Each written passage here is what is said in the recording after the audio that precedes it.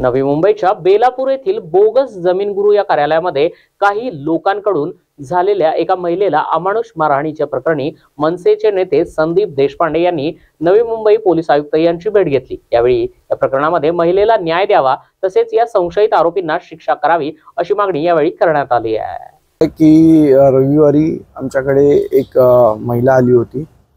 सदर महिलेने तक्रार केली की त्यांना ऑफिसमध्ये सेक्शुअल हॅरेसमेंट होते आणि त्यांना खूप त्रास दिला जातो। त्या अनुषंगाने आमच्या पदाधिकाऱ्यांनी आणि तिने पोलीस स्टेशनला कंप्लेंट देऊन सुद्धा पोलीस स्टेशन त्याची कॉग्निझन्स घेत नाहीये, त्याची जबाबदारी घेत नाहीये, मग त्याच्यावर काही चौकशी करत नाही।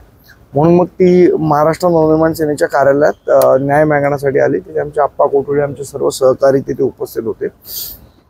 त्यावेळेला त्यांना जबरदस्ती तिथे ऑफिसमध्ये बोलवण्यात आलं, ज्या ठिकाणी त्यांची सेक्शुअल हॅरेसमेंट होते तिकडे, आणि तिकडे बोलवून त्यांना जबरदस्त मारहाण करण्यात आली, डोकं फोडण्यात आलं त्यांचं। ते आता MGM हॉस्पिटलला ॲडमिट आहेत, ते आणि त्यांचे पती। एवढं असून सुद्धा पोलीस कुठलीही ॲक्शन घेत नाही आहेत, त्या सेक्शुअल हॅरेसमेंटची कंप्लेंट नोंदवून घेत नाही आहेत। उलट पक्षी यांच्यावरच खंडणीचा गुन्हा दाखल करू अशी धमकी ही पोलिसांकडून दिली जात आहे।